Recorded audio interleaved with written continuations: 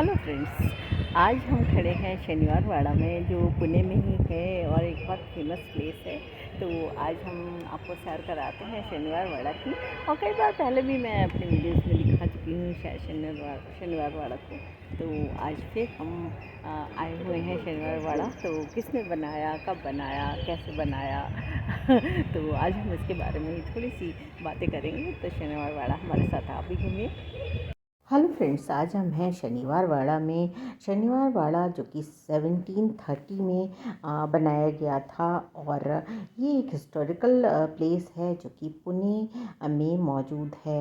ये एक पेशवास की सीट थी, और मराठा का जब राज था तब पेशवास यहाँ पर रहा करते थे। ये फोर्ट बहुत बड़े एरिया में मौजूद था, और एक टाइम पे काफ़ी खूबसूरत रहा होगा। तो आज हम इसको घूमने के लिए आए हैं, और आपको इसको दिखाएंगे अंदर से भी और बाहर से भी। तो अभी हम फोर्ट के बाहर ही हैं, और बाहर से फोर्ट का बहुत बड़ा प्रीमाइसेस है जहाँ पर पार्किंग भी है, और बाहर से टिकट भी लेना पड़ता है। वैसे अभी ऑनलाइन बुकिंग होने लगी है, और हमें भी ऑनलाइन बुकिंग ही इसकी करनी है। बाहर से शनिवार वाड़ा की दीवारें काफ़ी मजबूत हैं और बहुत ही मजबूत दिखाई देती हैं, और इस किले की काफ़ी इम्पोर्टेंस है, क्योंकि पेशवास यहाँ पर रहा करते थे और यहीं से रूल करते थे। इसका नाम है शनिवार वाड़ा, और एक बहुत बड़ा दरवाज़ा है, और इससे होकर ही हम इसके अंदर जाते हैं। तो शनिवार वाड़ा आने के लिए आपको, अगर आप पुणे आते हैं तो वहाँ पर आप आराम से शनिवार वाड़ा आ सकते हैं। तो इस जगह पर आने के लिए पहले टिकट लेना पड़ता था, पर अब ऑनलाइन बुकिंग होती है। तो यहाँ पर सभी लोग ऑनलाइन बुकिंग करा रहे हैं, और ऑनलाइन बुकिंग कराकर इसके अंदर हम प्रवेश करने वाले हैं। तो इस दरवाजे से होकर ही हम इसके अंदर जाएंगे। दरवाज़ा जो कि बहुत मज़बूत है, और बहुत ही पुराना दरवाज़ा लगा हुआ है। तो इससे होकर ही हम इसके अंदर जाने वाले हैं, और इसके अंदर जाकर देखने वाले हैं कि क्या है। तो अंदर आकर आप देखते हैं कि वहाँ पर ज़्यादा कोई स्ट्रक्चर बचा नहीं है, क्योंकि एक बार यहाँ पर काफ़ी सालों पहले आग लग गई थी, और उस समय ही ये नष्ट हो गया था। तो कुछ स्ट्रक्चर अभी भी बचे हुए हैं, और जगह जगह लिखा हुआ है कि कहाँ पर क्या चीज़ थी। तो शनिवार वाड़ा एक 7 स्टोरी बिल्डिंग थी, ऐसा कहा जाता है। मराठा एम्पायर जब था यहाँ पर, पेशवास का राज था, तब एक 7 स्टोरी बिल्डिंग हुआ करती थी। और कहा जाता है कि करीब 1000 लोग इस फोर्ट में रहा करते थे। तो यहाँ पर रहने के लिए पेशवास और पेशवास के परिवार इसका उपयोग किया करते थे। एक फिल्म आई थी जिसमें कि पेशवा बाजीराव को दिखाया गया था, और उनकी सेकंड वाइफ मस्तानी के बारे में भी उसमें दिखाया गया था। तो उन सब का यहीं से प्रारंभ हुआ, और मस्तानी भी इस महल में आई थी, पर वो यहाँ रहती नहीं थी, उनका महल अलग से बनाया गया था।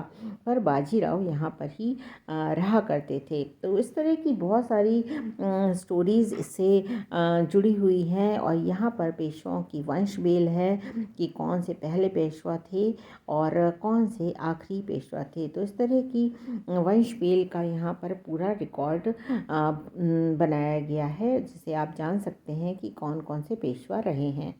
नारायण राव जो कि यहाँ के 5th और रूलिंग पेशवा थे, उनका यहाँ पर मर्डर कर दिया गया था उनके ही गार्ड्स के द्वारा। तो ये एक पॉपुलर कहानी है कि नारायण राव का घोस्ट जो है अभी भी अपनी हेल्प के लिए बुलाता है अपने अंकल को, और जब फुल मून नाइट्स होती हैं तो उनकी आवाज़ आती है, अंकल सेव मी। तो ऐसा कहा जाता है। और यहाँ पर एक नारायण दरवाज़ा भी है जो कि मैं आपको दिखाने वाली हूँ। तो ये सारी जगह कभी स्ट्रक्चर रहा होगा और बिल्डिंग रही होगी 7 स्टोरी, जो कि डिस्ट्रॉय हो गई थी यहाँ पर जब आग लगी थी। ये एक जगह है जहाँ पे कि फाउंटेन रहा होगा। तो इस समय हम खड़े हैं सदाशिव राव भाव के घर में, जो कि बाजीराव के भाई के लड़के थे। तो उनका ही घर हुआ करता होगा यहाँ पर, तो उसके ही रिमेन्स हैं। तो कभी बड़ी अच्छी सी ये भी जगह रही होगी। इस समय हम खड़े हैं जिस जगह पर, तो ये भी जगह बिल्कुल नष्ट सी है और ये यहाँ पर लिखा हुआ है कि ये माधवराव पेशवा का निवास स्थान था। पेशवा जो कि 4th पेशवा थे और पानीपत की लड़ाई के बाद काफ़ी डिफ़िकल्ट टास्क था उनके लिए पेशवा पद को हासिल करना। तो तरफ इधर वेल्स हैं जो कि अभी जाली के दरवाजे से ढके हुए हैं। हाँ, उधर वो वेल्स हैं, पीछे दिख रहे हैं। वेल्स से यहाँ पे पानी स्टोर होता होगा। इस चौड़ी बाउंड्री वॉल के साथ साथ हैं बहुत सारे गेट। तो एक है फेमस नारायण गेट, तो उसके पास ही हम जा रहे हैं, देखते हैं नारायण गेट। तो फ्रेंड्स, ये है फेमस नारायण गेट, जिसके बारे में मैंने स्टोरी बताई आपको पहले भी कि यहाँ पर उस समय के रूलिंग पेशवा नारायण राव का मर्डर हो गया था इसी गेट पर। और इसके सामने ही एक खंडर नुमा बिल्डिंग के रिमेन्स हमें दिखाई देते हैं, तो शायद नारायण राव वहीं पर रहा करते होंगे। तो यहाँ पर नीचे लिखा हुआ है नारायण दरवाज़ा। हम जिस जगह पे खड़े हुए हैं उसका नाम है दुगई महल। एक दुमंजिली इमारत थी शायद, और जिसका के बारे में लिखा गया है कि कोई स्पष्ट उल्लेख नहीं है। ये ठीक नारायण दरवाज़े के सामने ही है जगह, और ये अभी खंडहर ही है। और यहाँ पर कभी दुमंजिली एक डबल स्टोरी एक महल हुआ करता था। अभी मैं खड़ी हूँ गणेश दरवाज़ा के सामने। तो ये दरवाज़ा खुलता था गणेश टेम्पल के ठीक सामने, तो इसलिए इसका नाम गणेश दरवाज़ा रखा गया। यहाँ से पेशवा और उनकी फैमिली जाती होगी गणेश के या गणपति जी के दर्शन करने के लिए। फ्रेंड्स, इस समय हम जिस जगह में खड़े हुए हैं वहाँ पर लिखा हुआ है कि ये था रेजिडेंस खुशाबा हैबत सिंह का। और खुशाबा हैबत सिंह थे ग्रेट ग्रैंडसन मस्तानी के, जिनके के बारे में आप सभी जानते ही हैं और फिल्म में दिखाया गया है मस्तानी के बारे में काफ़ी। और उनके एक सन थे अली बहादुर, तो उनके ही ये बेटे थे, तो वो उनका ही निवास स्थान यहाँ पर था। तो यहाँ पर लिखा हुआ है कि ये खुशाबा हैबत सिंह याचे निवास स्थान, ये उनका ही निवास स्थान था, जो कि ग्रेट ग्रैंडसन थे मस्तानी के। इस समय हम जिस जगह पे खड़े हैं तो वहाँ पर लिखा हुआ है कि ये महल था। यहाँ पर इस जगह पे महल हुआ करता था नाना साहब पेशवा का।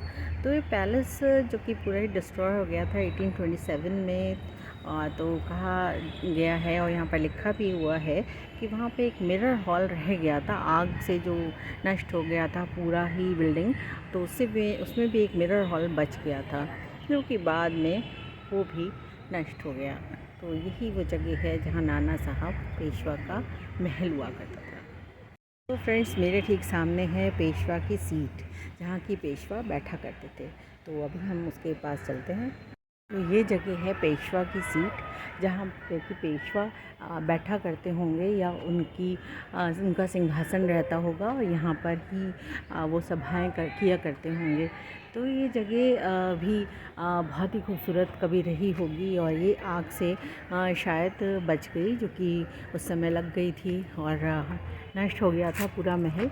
तो ये पेशवा की सीट जो कि महल के बाउंड्री के साथ साथ ही बनी हुई है, तो ये जगह बच गई थी। तो ये भी काफ़ी अच्छी जगह है और देखने लायक जगह है, और ये उस समय के भारत के शासन का एक महत्वपूर्ण केंद्र हुआ करता था। पेशवा की सीट वही जगह है।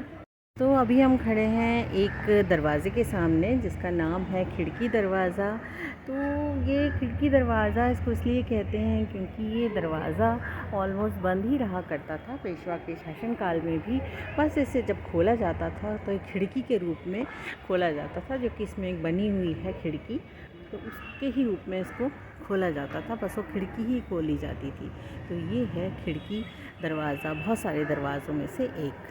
कहा जाता है कि इस दरवाज़े के सामने शायद कोई बहुत बड़ा ट्री था, तो इस वजह से दरवाज़ा नहीं खुलता था। तो शायद यही कारण रहा होगा यहाँ पर एक खिड़की बनाने के लिए। अभी मैंने आपको दरवाज़े दिखाए, नारायण दरवाज़ा, गणेश दरवाज़ा या खिड़की दरवाज़ा। तो ये सब दरवाज़े जो थे वो शहर में खुलते थे और यहाँ से पेशवा की फैमिली आती जाती होगी या उनकी सेना भी आती जाती होगी। तो इन सभी दरवाज़ों के सामने रहा करते थे बहुत सारे गार्ड्स। कहीं लिखा है 25 गार्ड रहते थे, तो कहीं लिखा है 15 गार्ड्स रहते थे। तो काफ़ी नंबर होता था गार्ड्स का भी यहाँ पर उन दरवाज़े की रक्षा करने के लिए। तो ये कई सारे दरवाज़े हैं जिनकी हर दरवाज़े की कोई ना कोई स्टोरी है। अभी हम खड़े हैं एक छोटे से दरवाज़े के सामने, जिसका नाम है मस्तानी दरवाज़ा और जिसको पहले नाटकशाला गेट भी कहा जाता था। तो मस्तानी जो कि पेशवा बाजीराव की सेकंड वाइफ थी और बुंदेलखंड से आई थी, तो उनके ही नाम पे इस दरवाज़े का नाम मस्तानी दरवाज़ा रखा गया है। तो फ्रेंड्स, ये था फेमस शनिवार वाड़ा जो कि पुणे में स्थित है। और अगर आप पुणे आते हैं तो शनिवार वाड़ा ज़रूर देखने के लिए आएँ। यहाँ पर आने पर हम पुरानी समय में पहुँच जाते हैं और पुरानी हिस्ट्री को याद करते हैं। तो आज बस इतना ही friends. Thank you friends, thank you for watching.